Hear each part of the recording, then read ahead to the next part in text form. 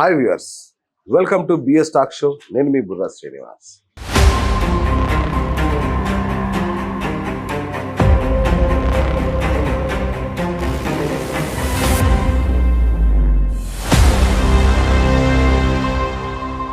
ఇవాళ మనం నిజామాబాద్ పార్లమెంట్ పరిధిలో పార్లమెంట్ ఎన్నికల కోలాహలంలో ఒక కీలకమైన అభ్యర్థిని ఇవాళ మనం కలుస్తున్నాం.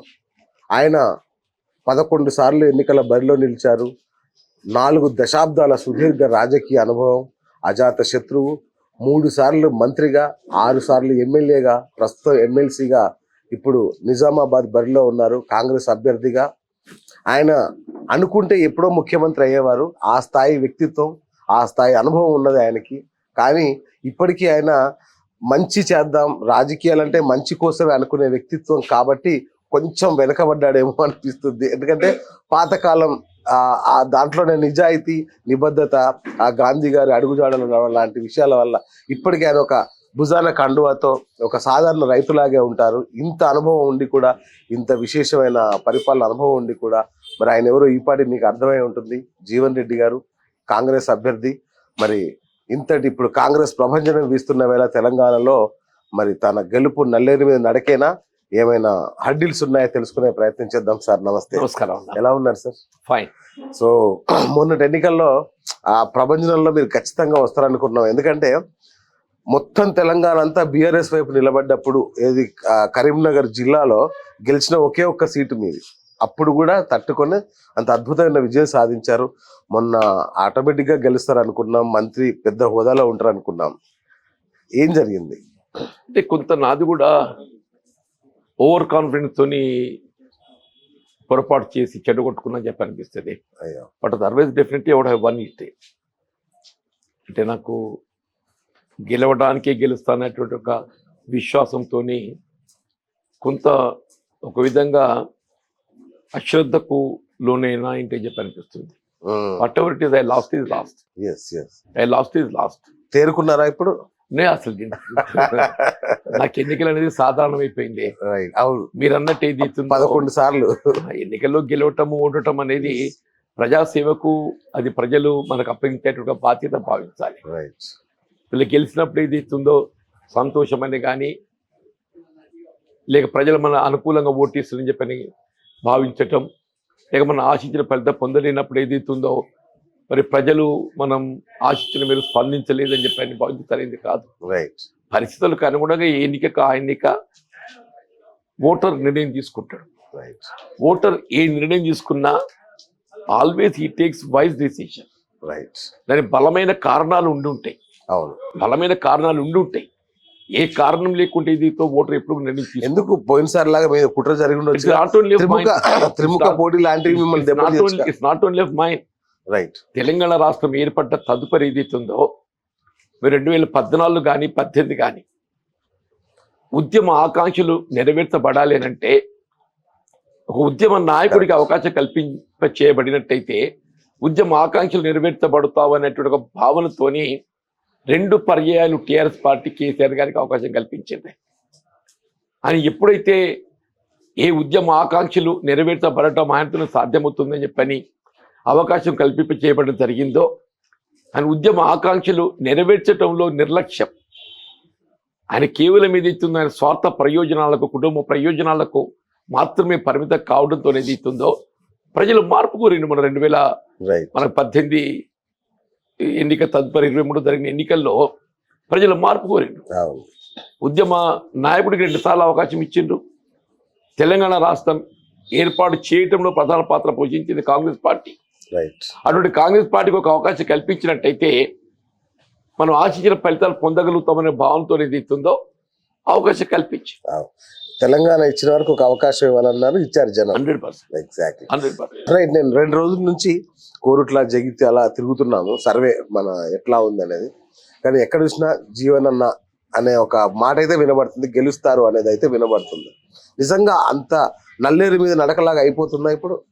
నల్లేరు మీద నడకని కాదు, కానీ నాకు ఈ ప్రాంతంతో ఉన్నటువంటి అనుబంధం అంటే ముఖ్యంగా జగిత్యాల కొట్లనే కాకుండా ఇప్పుడు నిజామాబాద్ పార్లమెంటరీ నియోజకవర్గం లోపల ఇక్కడ ఉండే సమస్యలన్నీ కూడా ఒకేలాగా ఉంటాయి చెప్పంటున్నా. ఓకే. ఈ ప్రాంతం అంతా రైతాంగం, ఈ Correct. ప్రాంతం అంతా రైతాంగం.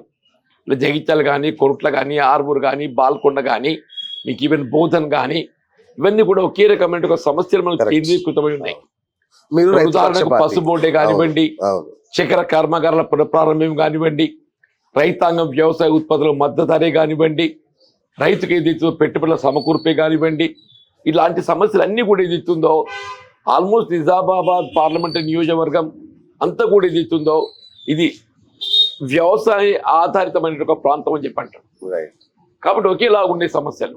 ఓకే. నాకు రైతులతో ఉన్నటువంటి అనుబంధం, కరెక్ట్. నేను స్వయంగా ఒక రైతు కుటుంబంకి వచ్చినటువంటి వాడిని చెప్పంటున్నాను. అవును.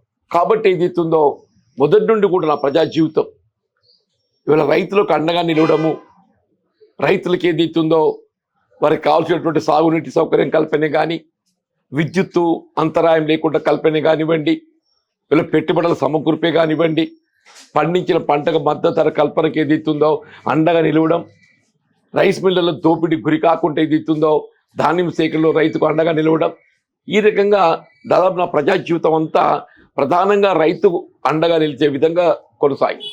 రైట్. అంటే పసుపు బోర్డు అరవింద్ తెచ్చేశాడు, టర్మరిక్ బోర్డు తెచ్చేశాడు, ఇంకా మీకు ఏం మిగిలింది?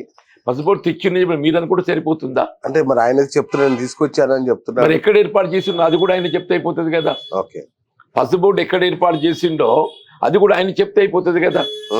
ఆయన ఏదైతుందో వాస్తవంగా ఆనాడు 2019 పార్లమెంట్ ఎన్నికల్లో ఒక బాండ్ రాసిచ్చిండే, వారం రోజుల్లో తెస్తారు. నేను 5 రోజుల్లో తెస్తా అని చెప్పాను. ఓకే. 5 సంవత్సరాలు గడుస్తుందా? ఇక్కడ వాస్తవంగా ఏదైతుందో ఇదే ఎన్డీఏ ప్రభుత్వం పార్లమెంట్లో ఏదైతుందో పసుబోర్డు సాధ్యం కాదు, ఇది సుగంధ ద్రవ్యాల్లో భాగం కాబట్టి ఏదైతుందో అందులో భాగంగానే పసుపుకు నాణ్యత పెంపొందింపు చేయడానికి కానీ, పసుపుకు కావాల్సినటువంటి ఒక ధర కల్పన కానీ మేము చర్యలు చేపడతామని పేర్కొన్నారు. ఓకే. ఎన్నికలు సమీపిస్తుంటే ఏదైతుందో వీళ్ళ ఎన్నికల్లో చేసిన వాగ్దానాన్ని మరి ఏ విధంగా నెరవేర్చినట్టు ఒక అభిప్రాయం కల్పింప చేయాలనే భావనతో ఏదైతున్నదో ప్రధానమంత్రి గారితో స్వయంగా ప్రకటన చేయించడమే కాదు, ఆయన కూడా బాండ్ పేపర్ రాపిచ్చాడు.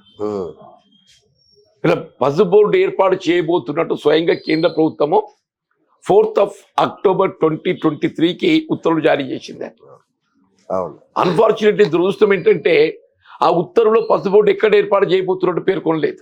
ఎప్పుడు ఏర్పాటు చేస్తే కూడా చెప్పలేదు. ఎప్పుడు ఏర్పాటు చేయబోతున్నారు, ఎక్కడ ఏర్పాటు చేయబోతున్నారు పేర్కొనలేదు. రైట్.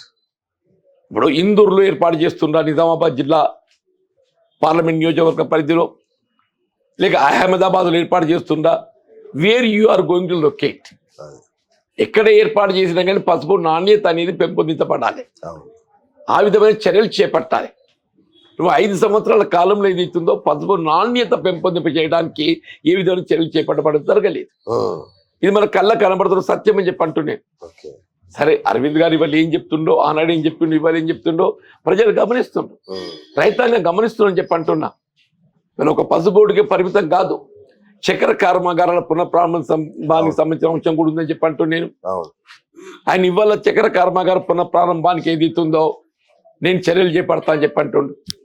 కాయిలా పడ్డ పరిశ్రమలను పునఃప్రారంభం చేసేటువంటి అవకాశం కేంద్ర ప్రభుత్వానికి ఎప్పటికీ ఉన్నది.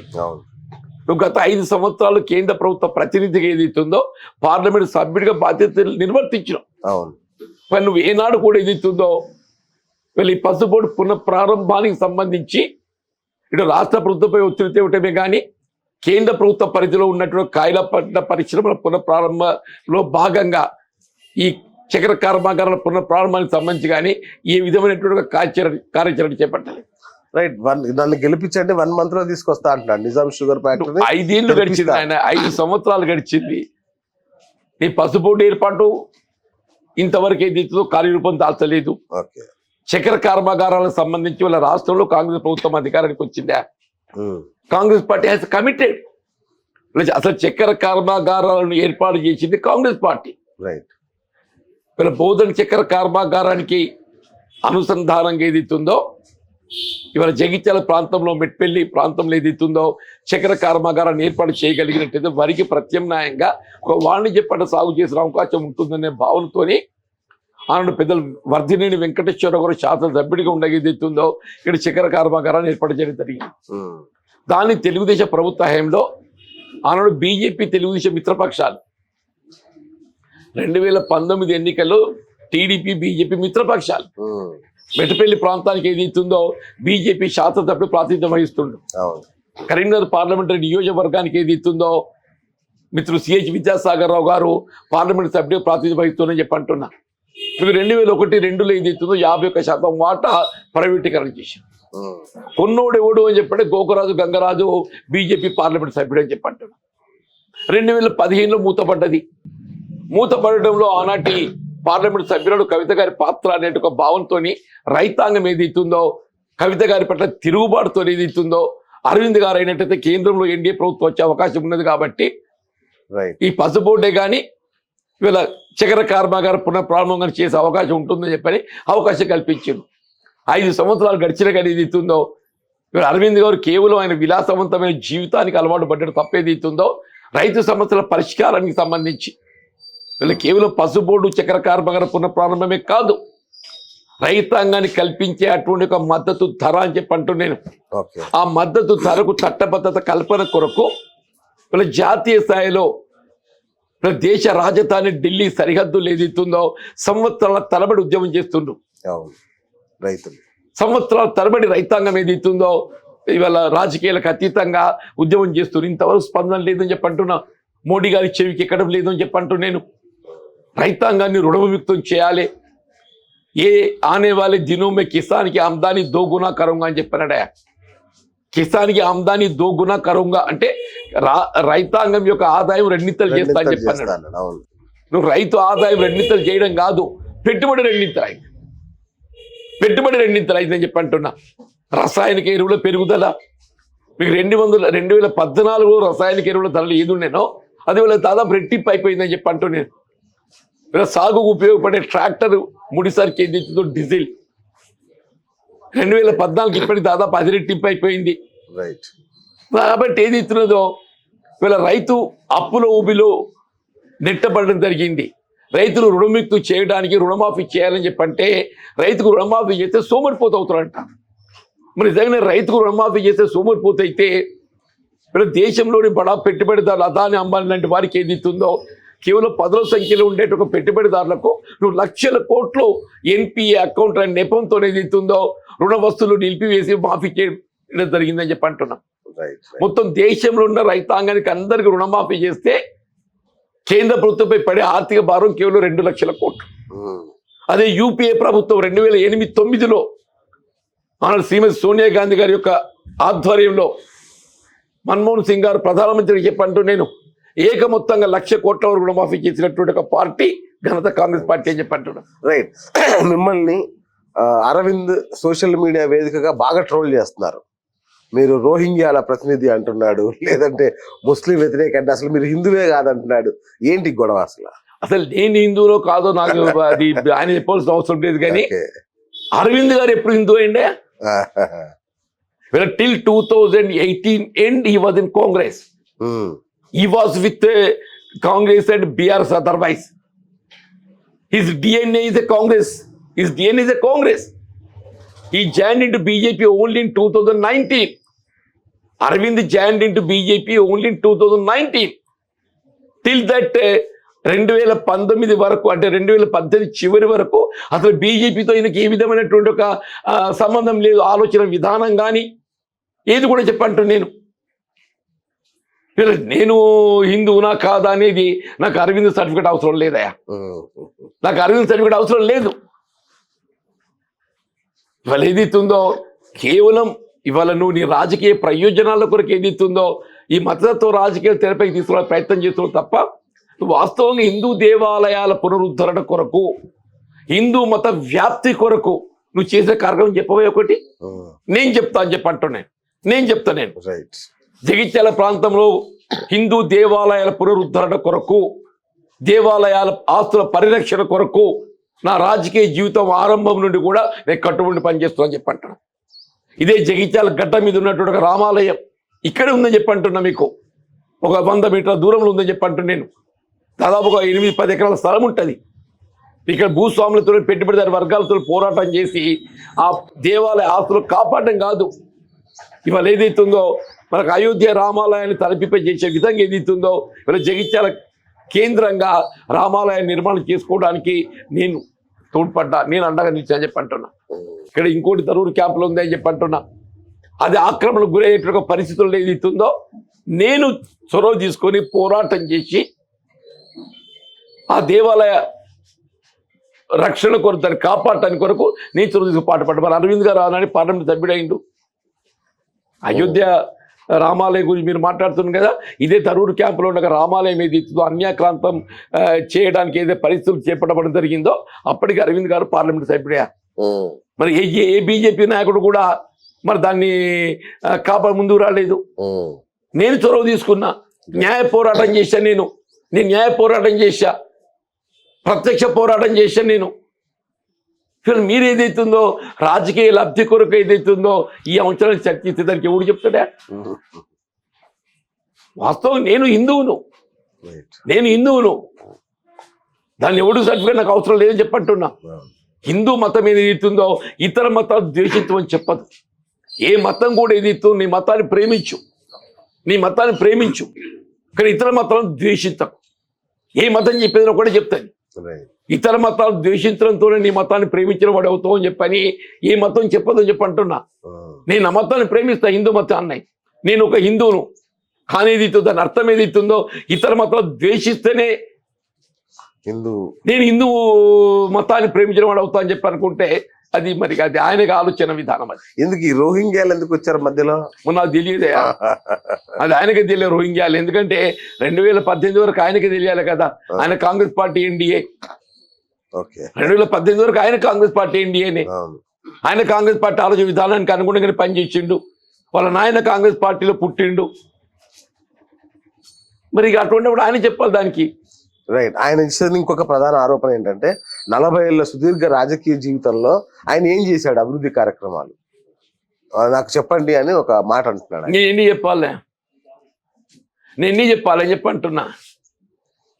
ఇలా జగిత్యాల ఏదైతుందో ఇవాళ జిల్లా కేంద్రమైంది. జగిత్యాల కేవలం డివిజన్ కేంద్రంగా ఉన్ననాడు, నేను శాసనసభ్యుడిగా ఉన్ననాడు ఆనాడు తెలంగాణ ప్రాంతంలో మొట్టమొదటిసారిగా ఒక జేఎన్టీయూ కళాశాల, ఇంజనీరింగ్ కళాశాల ప్రభుత్వ పరంగా ఏర్పాటు చేసింది జగిత్యాల కేంద్రంగా. వ్యవసాయ కళాశాల ఏర్పాటు చేసింది జగిత్యాల కేంద్రంగా. న్యాక్ శిక్షణ కేంద్రాన్ని ఏర్పాటు చేసింది జగిత్యాల కేంద్రంగా. మహిళా డిగ్రీ కళాశాల ఏర్పాటు చేసింది జగిత్యాల కేంద్రంగా అని చెప్పంటూ నేను. జేఎన్టీ కూడా వచ్చింది కదా.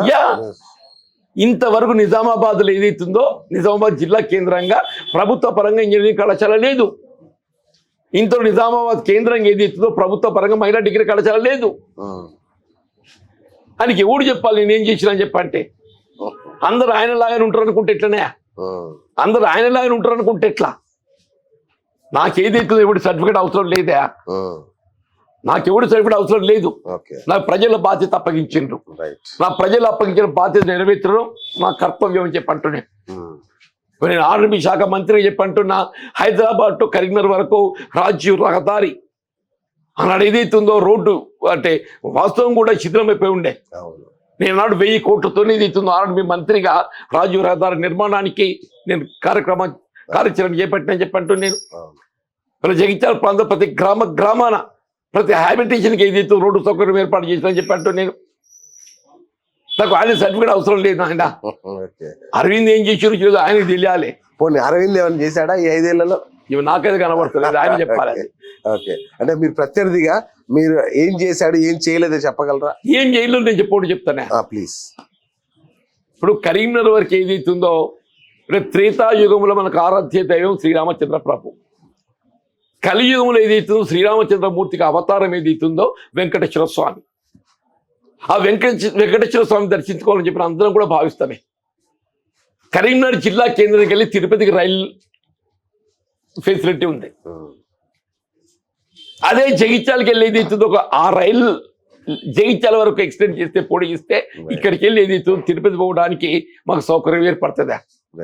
మొన్న నేను ఈ అంశాన్ని లేవనెత్తితే నిన్న చాప చర్చలో చెప్తున్నాడు. ఈ అంశాన్ని నేను లేవనెత్తితే అరవింద్ గారి వైఫల్యంగా ఎత్తి చూపితే ఏదైతుందో ఆ నేను చాప చర్చలో నేను మళ్ళీ గెలిస్తే తిరుపతికి రైలు జగిత్యాలకి వెళ్ళి ఫెసిలిటీ ప్రొవైడ్ చేస్తా అని చెప్పి నేను చెప్తున్నా చెప్పండి. మొన్న ఏదైతుందో వీళ్ళు నిజామాబాద్కి ఉన్న ముంబై రైల్ కనెక్షన్ ఏదైతుందో కరీంనగర్కు పొడిగించే విధంగా మంజూరైనట్టు పత్రికలు గమనించడమే. అంటే that will pass on through Jagtial.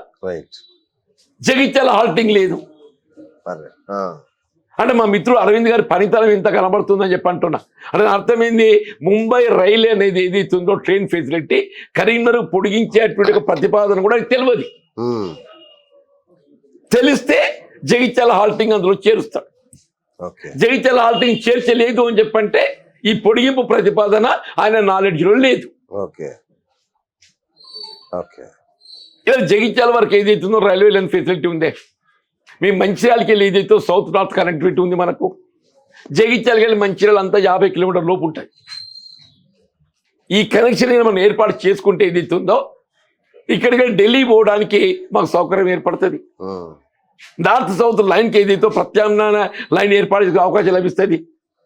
ఈ అంశాన్ని నేను లేవనెత్తితే మిత్రులు అరవింద్ గారు ఏదైతుందో నేను చేపే చర్చ లోపల నేను మంచిర్యాల వరకు రైల్వే లైన్ పొడిగింప చేయడానికి ప్రయత్నం చేస్తాను. నిన్నే చెప్తుండే. ఎప్పుడు చెప్తున్నాడు? నేను ఈ అంశాలు లేవనెత్తిన తదుపరి అంతవరకు ఏదైతుందో జగిత్యాల ప్రాంతానికి తిరుపతి రైల్వే ఫెసిలిటీ ఏర్పాటు చేయాలని ఆలోచన తలంపు ఆయన మధ్యలోకి రాలేదు. మంచిర్యాల వరకు ఏదైతుందో లైన్ నిర్మాణం ఏర్పాటు చేసుకోగలిగినట్టయితే మనకు నార్త్ కనెక్టివిటీ లభిస్తుందని చెప్పినటువంటి ఆలోచన ఆయన మధ్యలోకి రాలేదు. ఏం చెప్పుకుంటావు అని చెప్పి అంటున్నాను. నేను ఏం చెప్పాలి? ఆయన చేసింది ఏదంటే ఒక్కటి చెప్పని చెప్పండి అంటున్నా. ఆయన చేసింది ఏమిటో ఒకటి చెప్పని చెప్పండి అంటాం. నేను చెప్పలేకపోతున్నా కదా, ఆయన చెప్పని చెప్పండి. నేను చేసినా చెప్పినా, ఆయన చేయలేకపోయినా నేను చెప్పినా, నేను రెండు చెప్పినాను. ఆయన చెప్పని చెప్పాను. సో ఈసారి కూడా త్రిముఖ పోటీ ఉంటుందా? బీఆర్ఎస్ ను కన్సిడర్ చేస్తున్నారా? ప్రధాన పోటీ ఎవరితో ఉంటుంది? ఇప్పుడు టిఆర్ఎస్ ను అంత సులువుగా పక్కన పెట్టే అవకాశం లేదు. ఎందుకంటే మొన్నటి శాసనసభ ఎన్నికల్లో almost BRS and Congress got equal votes. BRS got little ఒక 10-15 వేల ఓటు ఎక్కువ తీసుకుంది. తదుపరి స్థానంలో కాంగ్రెస్ పార్టీ ఉన్నది. తదుపరి స్థానంలో బీజేపీ ఉన్నది. BJP is little less about 30-40,000. అంటే ఆల్మోస్ట్ ఒక విధంగా 3 రాజకీయ పార్టీలు కూడా ఒక 5-10% అటు ఉన్నాయి. 3 రాజకీయ పార్టీలు కూడా. కాబట్టి 3 రాజకీయ పార్టీలు కూడా ఈ ఎన్నికల్లో పోటీ నువ్వా నేను అనే రీతిలో ఉంటుందని నేను భావిస్తున్నాను. అక్కడ బీఆర్ఎస్ఏ కానీ, కాంగ్రెస్ కానీ, బీజేపీ కానీ 3 రాజకీయ పార్టీలు కూడా వితిన్ 10% ఉన్నాయి. వితిన్ 5-10% ఉన్నాయి. గట్టిగానే ఉంటుంది. ఈ డెఫినెట్ మొత్తం రాష్ట్రంలో కూడా మొన్నటి శాసనసభ ఎన్నికల ఫలితాలనే పరిగణలోకి తీసుకుంటే బీఆర్ఎస్ కు కాంగ్రెస్ గ్యాప్ ఏదైతుందో ఇట్స్ ఓన్లీ 10,000-15,000. అట్లా మళ్ళీ Congress BJP gap is also it is just about 30,000-40,000 మధ్యలో ఉందని చెప్పండి. అంటే 3 రాజకీయ పార్టీలు కూడా 5-10% లోపులనే ఉన్నాయని చెప్పండి. Right, super sir. ఒక విషయం చెప్పండి, మీరు గెలిస్తే నిజామాబాద్ పార్లమెంట్ నియోజకవర్గంలో మీరు కనుక ఎంపీగా గెలిస్తే మీరు ఏం చేస్తారు ఈ నియోజకవర్గం కోసం? ఒక 1, 2, 3, 4, 5 పాయింట్స్. ఇప్పుడు ప్రధానంగా కేంద్ర ప్రభుత్వ పరిధిలో ఉన్న అంశాలే రైల్వే కనెక్టివిటీ మెరుగుపరచడం. నేను చెప్పిన తిరుపతి రైల్ ఏదైతే ఉందో నిజామాబాద్ నుండి కరీంనగర్ వరకు కనెక్టివిటీ ఏర్పాటు చేయగలిగితే నిజామాబాద్ నుండి కరీంనగర్ వరకు మధ్యలో వచ్చేటువంటి ఒక మెరుగు ఆర్మూరే కానీ లేక మెట్టుపల్లె కానీ కోట్ల కానీ ఈ ప్రాంత వస్తువులు అందరికి కూడా సౌకర్యం ఏర్పడుతుంది. ఇప్పుడు ఇప్పుడే పేర్కొన్న ముంబై రైల్ కనెక్టివిటీకి సంబంధించి హాల్టింగ్ ప్రతి స్టేషన్ ఏర్పాటు చేయడమే కానీ ఇవాళ ఏదేదో Jagtial to Mancherial railway line యొక్క ప్రాధాన్యత కేంద్ర ప్రభుత్వాన్ని తెలియజెప్పే విధంగా ఈ రైల్వే లైన్ ఏర్పాటు చేయడానికి అత్యంత ప్రాధాన్యత ఇస్తా అని చెప్పంటారు. ఇలా ఏ చక్కెర కర్మాగార పునఃప్రారంభంతో ఈ రైతాంగానికి వరికి ప్రత్యామ్నాయంగా పంట పండించుకునే అవకాశం ఉంటుందని చెప్పి భావిస్తున్నామో నేను టైం బౌండ్ ప్రోగ్రామ్ 2025 చివరిలోగా మీకు రాష్ట్రంలో 3 చక్కెర కర్మాగారాల బోతేనే కానీ మెట్పల్లి కానీ ముమ్ముజిపల్లి కానీ ఈ 3 చక్కెర కర్మాగారాల పునఃప్రారంభం చేసి రైతాంగాన్ని వరికి ప్రత్యామ్నాయంగా పంట పండించుకునే విధంగా రాష్ట్ర ప్రభుత్వ పరిధిలో ఎందుకంటే వీళ్ళ రాష్ట్రంలో అవును. కాంగ్రెస్ ప్రభుత్వం అధికారం ఉన్నది. yes. మీ ఎన్నికల ఫలితాలు ఏ విధంగా ఉన్నా కానీ కేంద్రంలో ఇండియా కూటమి అధికారానికి వస్తుందని నేను భావిస్తున్నానే. Right let us hope the best. India కూటమి వస్తుందని చెప్పి భావిస్తాం. ఇండియా కూటమి అధికారానికి వస్తే కేంద్ర ప్రభుత్వం వెళ్ళి కూడా సహకారం పొందుతాం. రైట్ కేంద్రంలో ఏ ప్రభుత్వం అధికారానికి వచ్చినా కానీ రాష్ట్ర ప్రభుత్వ పరిధిలో ఉన్న అంశం కాబట్టి చక్కెర కర్మాగారాల పునఃప్రారంభం అనేది ప్రాధాన్యత. పసుపు బోర్డే కానీ నాణ్యత పెంపొందింపు చేయబడాలి. నాణ్యత పెంపొందింపు చేయబడే విధంగా చర్యలు చేపట్టడంతో పాటుగా పసుపుకు మద్దతు ధర ఏ పరిస్థితుల్లో కూడా 15,000 రూపాయల క్వింటల్కు తక్కువ లేకుండా పసుపుకు మద్దతు ధర కల్పింప చేయడం ఏదైతే ఉందో నేను అదొక ప్రాధాన్యత తీసుకుంటా అని చెప్పి అంటున్నా. ఇలా నిరుద్యోగ యువత ఉన్నారు ఇక్కడ. వాళ్ళ స్థానికంగా ఉపాధి పొందలేక గల్ఫ్ మస్కట్ దుబాయ్ ఉపాధి పొందుతున్నారు. అటువంటి గల్ఫ్ కార్మిక కుటుంబాలు ఆదుకోవడం ఏదైతుందో నా ప్రాధాన్యత అంశం అని చెప్పి అంటున్నా. అకాల మరణం పొందేటటువంటి గల్ఫ్ కార్మిక కుటుంబాలను ఆదుకోవడానికి ఆర్థికంగా వారికి ప్రయోజనం అనుకోవడమే కానీ వారి విద్యా వైద్య సదుపాయాలు కల్పింపజేయడమే కానీ ప్రభుత్వం అమలు చేయబట్టే సంక్షేమ కార్యక్రమాలలో గల్ఫ్ కార్మిక కుటుంబాలకు ప్రాధాన్యత ఇవ్వడమే కానీ ఇక్కడ ఆడబిడ్డలు బీడీ పరిశ్రమపై ఎక్కువ ఆధారపడతారని చెప్పి అంటున్నాను. అటువంటి బీడీ కార్మికులకు ఏదైతే ఉందో వీళ్ళ కేంద్రంలో అధికారంలో ఎన్డీఏ ప్రభుత్వం భారతీయ జనతా పార్టీ ఏ విధమైన ప్రయోజన సంక్షేమ కార్యక్రమం చేపడతలేదే. రాష్ట్రం ఇక్కడ ప్రభుత్వం ఏదైనా కానీ చెప్పంటున్నా బీడీ కార్మికులకు ఏదైతుందో ఆడబిడ్డలకు ప్రత్యేకంగా పెన్షన్ సౌకర్యం అమలు చేస్తుంది. ఆ పెన్షన్ సౌకర్యం ఇంతవరకు ఏదైతుందో గత ప్రభుత్వ హయాంలో 2014 కట్ ఆఫ్ డేట్ ఎంతో అమలు చేసింది. 2014 కంటే ముందు పిఎఫ్ గుర్తింపు పొందిన వారికే బీడీ పెన్షన్ సౌకర్యం, 14 తదుపరి గుర్తింపు పొందిన వారి పిఎఫ్ సౌకర్యం అమలు చేయబడలేదు. కానీ కాంగ్రెస్ పార్టీ ఆ విధంగా కాదు. పిఎఫ్ ఎప్పుడు గుర్తింపు పొందినా ఏ విధమైన కట్ ఆఫ్ లేకుండా ఏ విధమైన ఆంక్ష లేకుండా బీడీ కార్మికులు ఆడబిడ్డలకు అందరికీ కూడా గతంలో అమలు చేయబడ్డ 2,000 రూపాయల పెన్షన్కు అదనంగా ఇంకా 2,000 రూపాయలు జత చేసి 4,000 రూపాయల పెన్షన్ సౌకర్యం అని కూడా చదువుతా చెప్పంటున్నా. ఇలా రాష్ట్ర ప్రభుత్వం నుంచి అమలు చేయబడే సంక్షేమ కార్యక్రమాలు ఏవైనా కానివ్వండి చెప్పంటూ నేను వాటి ప్రాధాన్యత ఇవ్వబడే విధంగా అర్హతకు అనుగుణంగా పారదర్శకంగా అవన్నీ కూడా అమలు చేయడం జరుగుతుందని చెప్పి 200 యూనిట్లు దాటినా ఉచితంగా ఇప్పిస్తా అంటున్నారు. ఇది ప్రభుత్వ విధానం మీరు చెప్తున్నారా? కాంగ్రెస్ పార్టీ ప్రభుత్వ విధానం అది అమలు చేయబడుతుంది ఇప్పుడు ఆల్రెడీ. అంటే 200 యూనిట్లు కానీ దాటినా కూడా చేస్తామని లేదు, దాటినే చేస్తామని ఎవరు అనలేదు. 200 యూనిట్ల వరకు గృహావసరాలకు వినియోగింపబడేటువంటి ఒక విద్యుత్ బిల్లు ఉచితంగా కల్పింప చేయబడే విధంగా ప్రస్తుతం కాంగ్రెస్ పార్టీ ఆలోచన విధానం తెలంగాణ రాష్ట్రం అమలు చేయబడుతుంది. దానికి అర్హతకు అనుగుణంగా అందరికీ కల్పింప చేయబడ జరుగుతాయి. రైట్. నిజామాబాద్ నియోజకవర్గం అంటే ఇప్పుడు మన కోరుట్ల ఇటువైపు అంతా మీరు కింగ్, మీదే రాజ్యం.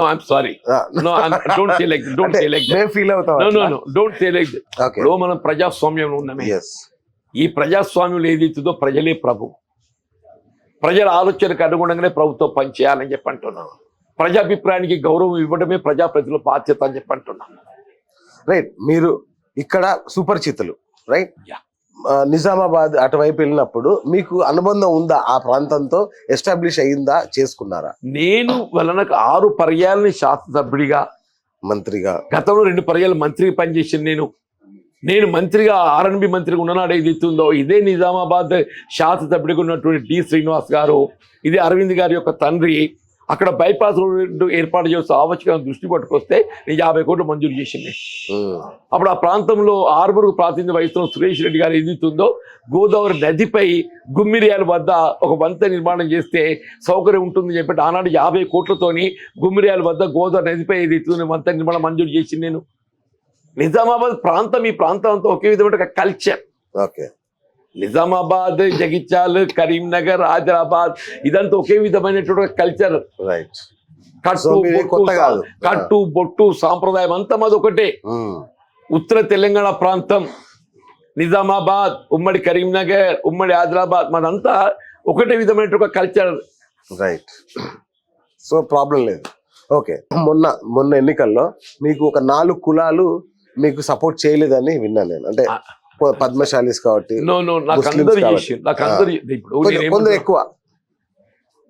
ఎక్కువ తక్కువ అనేది ఉంటుంది తప్పనిసరిగా. ఎక్కువ తక్కువ అనేది లేకుంటే నీకు ఆశించిన ఫలితం సంపూర్ణ మద్దతు వాళ్ళకి దొరకలేదు. ఎక్కువ తక్కువ అనేది లేకుంటే ఎందుకు నువ్వు ఆశించిన ఫలితం పొందలేకుండా పోతావు? నువ్వు ఎక్కువ తక్కువ ఉంటే తప్పకుండా. రైట్. నేను So, బేసిక్గా ఆధారపడేది ఎప్పుడు కూడా దళితులు బలహీన వర్గాల ఓటు మీద ఆధారపడతా. రైట్.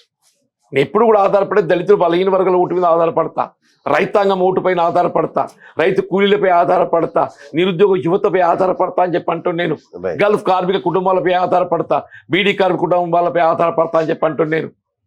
నా కుల మతాలకు అతీతంగా అన్ని మతాలతో నేను సత్సంబంధాలు కలిగి ఉన్నా అని చెప్పి అంటూ నేను. Right. I'm sorry, Okay. మీరు అనుకున్నట్టు ఏది ఇస్తుందో Right. Okay. నాకేదో ఒక కులం వర్గం మద్దతు చెల్లి చెప్పని భావించడం సరైనది కాదని చెప్పి అంటున్నాను. అంటే ఇప్పుడు సో పోనీ మొన్నటిసారి మీకు ఓటు వేయని వర్గాల మద్దతు కూడగట్టుకోవడానికి ఏమన్నా ప్రణాళికలు ఉన్నాయా, ఏమన్నా చేస్తున్నారా? తప్పకుండా నేనేమంటాను, నాకున్నట్టు ఒక అనుభవంతో ఏదైతుందో Yes. శాసనసభ్యుడిగా ఆశించిన ఫలితాలు పొందలేకపోవచ్చు. Right. ఇవాళ ఏదైతుందో, ఇవాళ మొన్న శాసనసభ ఎన్నికల్లో ఏ విధంగా ప్రజలు మార్పు కోరినో జాతీయ స్థాయిలో కూడా ప్రజలు మార్పు కోరుతున్నారు. Right. 2 పర్యాయాలు ఎన్డీఏ కూటమి భారతీయ జనతా పార్టీకి అవకాశం ఇచ్చింది. ఏ విధంగా రాష్ట్రంలో మార్పు కోరినో కేంద్రంలో కూడా మార్పు కోరుతున్నారు. ఓకే. మోడీ గారికి ప్రత్యామ్నాయంగా ఏదైతుందో ఇండియా కూటమి అధికారం రావాలని కోరుకుంటున్నంటున్నా. ఓకే. అది ఒక అంశం. రెండోది ఏదైతుందో, గత 5 సంవత్సరాలు అరవింద్ గారు ఏదైతుందో ఆశించినటువంటి ఒక ఫలితం చూపెట్టలేకపోయిండు. రైట్. ఆయన బాధ్యత నిర్లక్ష్యం చేసుకున్నాడు. కాబట్టి ప్రజలు అరవింద్ గారి యొక్క ప్రాతినిధ్యం పట్ల కూడా విముఖతతో ఉన్నారు. ఓకే. అరవింద్ గారి ప్రాతినిధ్యం పట్ల విముఖతతో కలిసి ఉన్నారు. ఓకే. నాకు 2 అంశాలు తోడ్పడుతున్నాయి. రైట్. ఒకటి, ప్రజలు 2 పర్యాలు ఎన్డీఏ భాగస్వామ్య పక్షం బీజేపీకి అవకాశం ఇచ్చిండ్రు, మార్పు కోరుతున్నారు. రెండోది ఏదైతుందో, గతంలో ఈ ప్రాంత ప్రాతినిధ్యం వహించినటువంటి ఒక అరవింద్ గారు ప్రజాభిప్రాయానికి అనుగుణంగా ఏదైతుందో పని చేయలేకపోయిన మార్పు కోరుతున్నారు. నాకు కూడా సుదీర్ఘ ప్రజా జీవితం అనుభవం చెప్పంటూ నేను. ఇవాళ నాకు ప్రజలు ఏదైతుందో నాటువంటి వాడి యొక్క అనుభవాన్ని వినియోగించుకోవాలని ఒక భావన కలిగి ఉన్నారనేటువంటి ఒక అభిప్రాయం నేను భావిస్తున్నా. రైట్.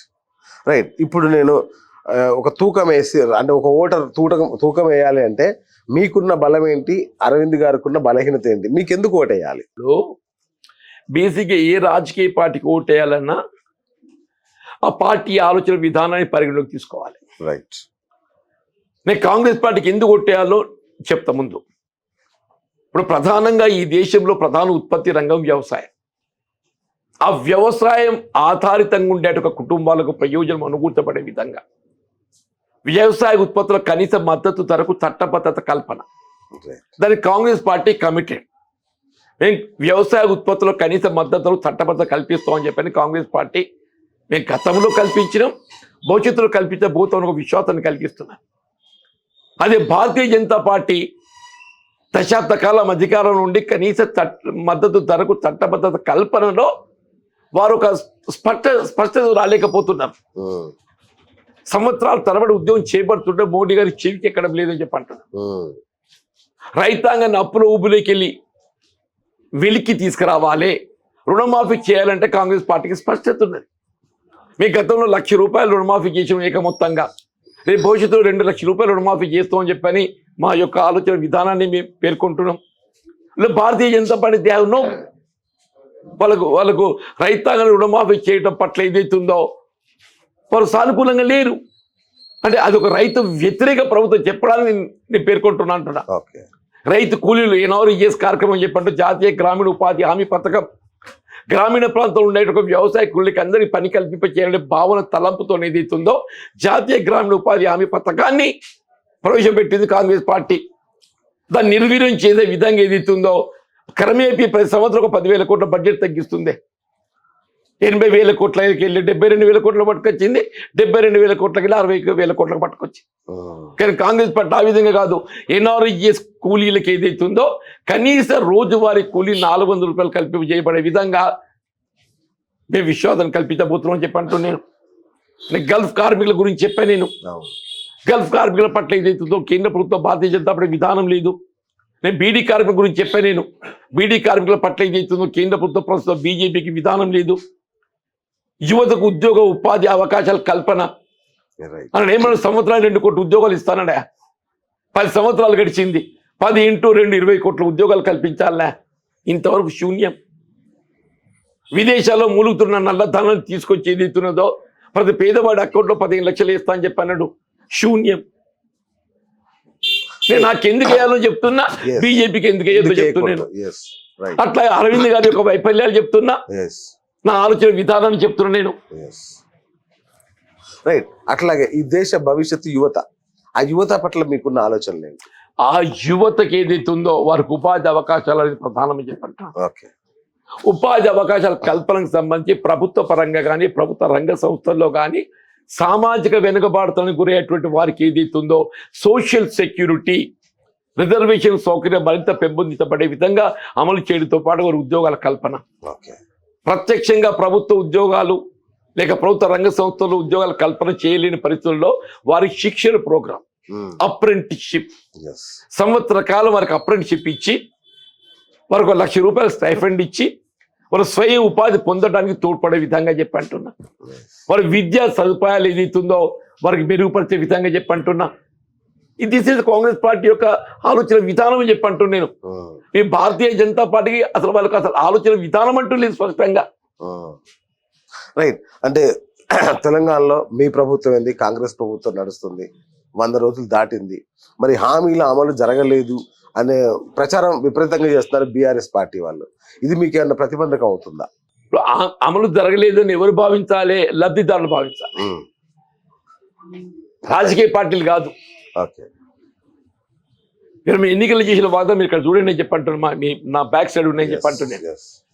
మహిళలకు ఆడబిడ్డలకు ఉచిత రవాణా సదుపాయము ఇచ్చారు, అమలైపోయింది. ప్రతి ఆడబిడ్డ విద్యార్థినుల కాడికి ఏదైతుందో ప్రతి ఆడబిడ్డ ఉచిత రవాణా సదుపాయం పొందుతుంది. మహిళలకు ఆడబిడ్డలకు వంట చెరుకుకు ప్రత్యామ్నాయంగా వినియోగించే గ్యాస్ సిలిండర్ కేంద్ర ప్రభుత్వం మోడీ ప్రభుత్వం ఏదైతుందో 1100-1200 ఆర్థిక భారం చేస్తే 500 పైబడి చెల్లించేటువంటి ఒక మొత్తాన్ని వాళ్ళు తిరిగి ఇచ్చే విధంగా కార్యక్రమాన్ని అమలు చేస్తుందని చెప్పంటూ నేను 200 యూనిట్ల ఉచిత విద్యుత్ కార్యక్రమం ఏదైతుందో మేము అమలు చేస్తామని చెప్పంటున్నా. గృహ నిర్మాణ కార్యక్రమానికి సంబంధించి దశాబ్ద కాలంకి నిర్దేశంగా ఇవ్వబడ్డటువంటి యొక్క గృహ నిర్మాణ కార్యక్రమం ప్రతి నియోజకవర్గంలో 3500 ఇళ్ళు నిర్మాణం చేపట్టబడే విధంగా ఏదైతుందో మేము కార్యక్రమం అమలు చేస్తామని చెప్పంటున్నాం. మేము రుణమాఫీకి సంబంధించి ఏదైతుందో రైతు చెల్లించాల్సినటువంటి అప్పు పంట రుణం చెల్లించాల్సిన అవసరం లేకుండా ఆ బకాయిని ప్రభుత్వం బదలాయింపు చేసుకొని బ్యాంకర్కు ప్రభుత్వం పూచీకత్తుగా ఉండి రేపు ఖరీఫ్ నుండి కొత్తగా రుణ సౌకర్యం కల్పింపజేయబోతున్నామని చెప్పి అంటున్నాం. రైతాంగానికి వరి ధాన్యంపై ఏదైతే ₹500 బోనస్ కల్పించేస్తామని చెప్పామో రేపు రాబోయే ఖరీఫ్ నుండి ఏదైతుందో వరి ధాన్యంపై ₹500 బోనస్ కార్యక్రమం అమలు చేయబోతున్నామని చెప్పి అంటున్నా. మీకు మీరు ఏదైతుందో రాజకీయ పార్టీ విమర్శ చేయాలి కాబట్టి ఒకటి మాట్లాడితే ఎవడం చేయాలి. రైతు భరోసా వచ్చిన వాళ్ళు కాంగ్రెస్కి ఏంటి, లేని వాళ్ళు మాకేంటి అని కూడా అంటున్నారు. ఇప్పుడు రైతు భరోసా ఉంది చెప్పంటున్నా. స్వయంగా సాగు చేసేట రైతు, సాధారణ రైతు 5 ఎకరాల పైబడే వరకు ఇవాళ అమలు చేసినాం సార్. 5 ఎకరాల పైబడే వరకు అమలు చేసినాం. ఎవరైతే భూస్వామ్య వర్గాలు ఉన్నారే, గుట్టలు పుట్టలు రియల్ ఎస్టేట్ వ్యాపారం ఉన్నారో వాళ్ళ గురించి మాకు పెద్ద పట్టించుకోవాల్సిన అవసరం లేదు అని చెప్పంటాం. మేము స్వయంగా సాగు చేసే రైతుకు మేము అండగా నిలబడతామని చెప్పంటాం. తప్పకుండా మేము రైతు భరోసా కార్యక్రమం అమలు చేస్తున్నాం, మేము కొనసాగిస్తాం. రైట్. ఏది ఏమైనా మీరు నెక్స్ట్ రాష్ట్ర ప్రభుత్వంలో కీలక పదవిలో ఉంటారు, అవసరమైతే మంత్రిగా ఉండబోతున్న మాట ఒకటి విన్నాను. చేసిన అదే ఎటువంటి రిజల్ట్స్ ఎలా ఉన్నా మీరు రాష్ట్రంలో కీలక పాత్ర పోషిస్తారని ఒక టాక్. డెఫినెట్లీ రాష్ట్ర ప్రభుత్వ పరిధిలో ప్రభుత్వ పరంగా ప్రత్యక్షంగా ఏ హోదా ఉన్నా లేకున్నా నాకున్నట్టు ఒక అనుభవంతో భవిష్యత్తులో పార్లమెంట్ సభ్యుడిగా ఎంపీ కావడంతో ఏదైతుందో ఈ రాష్ట్ర ప్రయోజనాలను కాపాడబడే విధంగా రాష్ట్ర హక్కులను సాధింప చేయబడటానికి కేంద్ర ప్రభుత్వంపై ఒత్తిడి తెచ్చే విధంగా పార్లమెంటులో నా గళం వినిపించబోతున్నా చెప్పండి. తప్పకుండా నా బాధ్యత కర్తవ్యాన్ని నిర్వర్తిస్తా. ఈ రాష్ట్ర హక్కుల కాపాడటానికి కొరకు నా వంతు బాధ్యత నిర్వర్తిస్తా అని చెప్పండి. రైట్. ఫైనల్ గా నిజామాబాద్ నియోజకవర్గ ప్రజలకు మీరు ఇచ్చే పిలుపు ఏంటి? ఇప్పుడు స్థానిక అవసరాలకు అనుగుణంగా నేను ముందే పేర్కొన్నా, ఈ ప్రాంతం అంతా వ్యవసాయ ఆధారితమైన ఒక ప్రాంతం అని చెప్పి అంటున్నా. వ్యవసాయ ఆధారిత ప్రాంతానికి ఏం కావాలి? రైతాంగానికి వ్యవసాయ ఉత్పత్తులు కనీసం మద్దతు ధర చట్టబద్ధత కల్పింపజేసి అమలు చేయబడాలి. దానికి నేను కట్టుబడి ఉన్నా. రుణమాఫీ పెట్టుబడుల సమకూర్పుకి అయితే తోడ్పడే విధంగా రుణమాఫీకి వీళ్ళ కాంగ్రెస్ పార్టీ కట్టుబడి ఉంది. దానికి అనుగుణంగా నేను ఉన్నాను చెప్పంటూ నేను వీళ్ళ చక్కెర కర్మాగారాల పునఃప్రారంభానికి ఏదైతుందో నేను రాష్ట్ర ప్రభుత్వం ఇప్పుడే చర్యలు చేపట్టింది. 25 చివరిలోగా ఏదైతే చక్కెర కర్మాగారాలు పునఃప్రారంభం కాబోతున్నాయని చెప్పంటున్నా. పసుపు పంట నాణ్యత పెంపొందింప చేయబడటానికి మీ పసుపు బోర్డే కానీ పసుపు మద్దతు ధరే కానీ ఏదైనా కానీ చెప్పంటున్నా కాంగ్రెస్ పార్టీ ఆలోచన విధానం అనేది ఏదైతుందో కనీసం 15,000 రూపాయలు క్వింటల్ గిట్టుబాటు అయ్యే విధంగా మీకు కార్యాచరణ అమలు చేయబోతున్నాను చెప్పంటున్నాను నేను. అట్లా గల్ఫ్ కార్మిక కుటుంబాలు ఉన్నాయని చెప్పంటున్నా. వారి సంక్షేమార్థం గల్ఫ్ కార్మిక సంక్షేమ బోర్డు ఏర్పాటు చేయడంతో పాటుగా ఆ కుటుంబాల ప్రయోజనాల కొరకు మీరు విద్య, వైద్యం, ప్రభుత్వం అమలు చేయదలపట్టే సంక్షేమ కార్యక్రమాలు అన్నింటిలో ప్రాధాన్యత, అకాల మరణానికి గురైనటువంటి కుటుంబాలను ఆదుకోవటానికి కొరకు 5 లక్షల రూపాయలు ఆర్థిక ప్రయోజనం, బీడీ కార్మిక కుటుంబాలను ఆదుకోవటానికి కొరకు ఏదైతుందో ప్రతి ఆడబిడ్డకు ఏ విధంగా కట్ ఆఫ్ లేకుండా పిఎఫ్ గుర్తింపు ఎప్పుడైనా కానీ ఏదైతుందో గతంలో అమలు చేసి తలపెట్టే 2,000కు అదనంగా 4,000 రూపాయల పెన్షన్ కార్యక్రమం అమలు చేసే కార్యక్రమం, నిరుద్యోగ యువతకు ఉద్యోగ ఉపాధి అవకాశాలు మెరుగుపరచడం, నిజామాబాద్ కేంద్రంగా ఏదైతుందో మహిళా డిగ్రీ కళాశాల ఏర్పాటు చేయటం, నిజామాబాద్ కేంద్రంగా ఏదైతుందో ఒక ప్రభుత్వ పరంగా సాంకేతిక విద్యా కళాశాల, ఇంజనీరింగ్ కళాశాల ఏర్పాటు చేయటం, నిజామాబాద్ స్మార్ట్ సిటీగా గుర్తింపు చేయటం, నిజామాబాద్ పట్టణాన్ని ఏదైతే స్మార్ట్ సిటీగా గుర్తింపు చేసి దాని ఒక సకల సౌకర్యాలతో పారిశుద్ధ్యమే కానీ, త్రాగునీటి సదుపాయమే కానీ, విద్యుద్దీకరణే కానీ, సుందరీకరణే కానీ, ఇవాళ ఆట స్థలాలు మెరుగుపరచడమే కానీ ఇవన్నీ కూడా చేయబడే విధంగా నిజామాబాద్ పట్టణాన్ని ఏదైతుందో తెలంగాణ ప్రాంతం లోపలనే, తెలంగాణ రాష్ట్రంలోనే ఏదైతుందో ఒక గుర్తింపు పొందేటువంటి ఒక పట్టణంగా తీర్చిదిద్దుతుందని చెప్పంటున్నాను నేను. రైల్వే లైన్ కనెక్టివిటీస్ పెంపొందింపజేయడం అని చెప్పంటున్నాను నేను. ఇవన్నీ కూడా 10 అంశాలు చెప్పంటున్నా. ఇవన్నీ జరగాలంటే డబుల్ ఇంజిన్ సర్కార్ రావాలి. 100% వస్తుందా? 100% యూ సెడ్ డబుల్ ఇంజిన్ సర్కార్ రావాలి. Yes. ఇప్పుడు ఎట్లాగో రాష్ట్రంలో ఆల్రెడీ కాంగ్రెస్ ప్రభుత్వం ఏర్పడ్డదే. రేపు బీజేపీ వస్తే అక్కడ సింగిల్ ఇంజన్, ఇక్కడ సింగిల్ ఇంజన్. డబుల్ ఇంజన్ సర్కార్ రావాలంటే కాంగ్రెస్ తో సాధ్యమైంది. ఆల్రెడీ రాష్ట్రంలో కాంగ్రెస్ ప్రభుత్వం అధికారానికి వచ్చింది కాబట్టి కేంద్రంలో కూడా కాంగ్రెస్ ప్రభుత్వం అధికారానికి వస్తే అది డబుల్ ఇంజన్ సర్కార్ అవుతుంది. అభివృద్ధి ఏదైతే రెట్టిపోయినట్టు ఉత్సాహంతో ముందుకు పోతుంది. Right sir. రాహుల్ గాంధీ ప్రధానమంత్రి అవుతున్నారా? తప్పకుండా హోప్. ఇండియా కూటమి అధికారం రావడంతో ప్రధానమంత్రి అయ్యే అవకాశాలు రాహుల్ గాంధీ గారికే మెరుగున్నాయి. Okay sir, all the best మీకు. అండ్ గెలవాలి. మీరు గెలిచిన తర్వాత కేంద్ర మంత్రిగా మళ్ళీ మనం కూర్చోవాలి మీతో. All the best sir. Thank you sir. Thank you so చూశారు కదా, ఇది జీవన్ రెడ్డి గారితో ఇవాళ బిఎస్ టాక్ షో. నేను మీ బిఎస్ సైనింగ్ ఆఫ్.